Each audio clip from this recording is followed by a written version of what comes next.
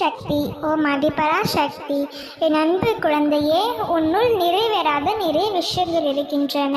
அவற்றையெல்லாம் உன் அண்ணன் நினைவில் வைத்துக் கொள்ளவில்லை என நீ வருத்தப்படுகிறாய். நான் அதை கவனிக்காமல் இல்லை. இதுவரை செய்த நான் இன்னும் செய்வேன். வாய்ப்புகள் உன்னை விட்டு விலகும்படி நிகழ்வுகள் நடந்தாலும் உனக்கான அந்த வாய்ப்புகளை தவறவிடாமல் நான் பார்த்து கொள்வேன். என் செல்லமே, இப்பொழுது நீ எப்படி போய்கொண்டிருக்கிறாயோ அப்படியே போ. எதை பற்றியும் கவலைப்படாதே. ஒரு சில விஷயங்கள் எல்லாம் நடப்பதற்கு தாமதமாகும். அதற்கெல்லாம் அவசரப்பட்டு விடாதே. சரியான நேரத்தில் உன் கைகளில் வந்து சேரும்படி நான் செய்வேன். நான் உனக்காக சொல்வதையெல்லாம் பெரும் வார்த்தை என்று நினைக்காதே.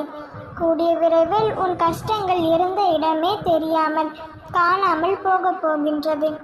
செய்யுள் தாகத்தை தாய் தீர்ப்பாள். அதுபோல உலகத்தில் உயிர்கள் அனைத்தின் தாகத்தையும் அன்னை மகாசக்தி தீர்ப்பாள்.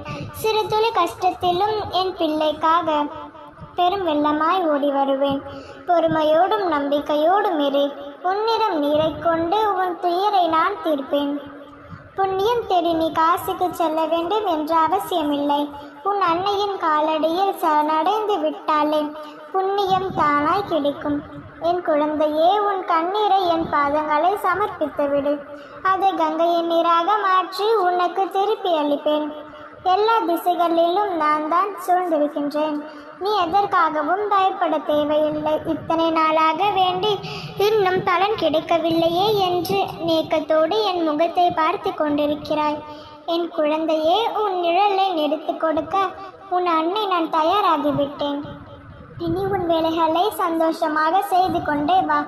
உனக்கான பலன்களை நான் தந்து கொண்டே இருப்பேன். தலைக்கு மேல் வெள்ளம் வந்தாலும் தைரியமாக இரு. இதோ உன் உதவியை உனக்காக அனுப்பி வைத்து விட்டேன். இது உன்னிடம் வந்து சேரும் வரை பொறுமையாக இரு. யார் மூலமாகவாவது என் உதவியை உன்னை வந்து சேரும். அதன் பிறகு நிச்சயம் நல்ல மாற்றம் வரும். அதிர்ஷ்டம் உன் பக்கம் வரும்.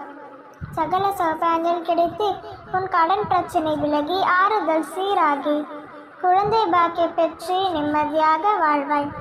தினமும் என் திரு பிரகாதத்தை எடுத்துக்கொள். அது உன் விதியை மாற்றும். உன்னை உயர்வாக வாழ வைப்பேன். என் செல்ல பிள்ளை நீ. என் வார்த்தைகள் மீது நம்பிக்கை வைத்து செயல்படு. இனி எல்லாம் சுகமே. எதற்கும் கலங்காதே. என்னை தேடி வந்துவிட்டாய் அல்லவா? இனி சரணடைந்த உன்னை நான் உன்னை ஒரு பொழுதும் கைவிட மாட்டேன். நல்லதே நினை, நல்லதே நடக்கும்.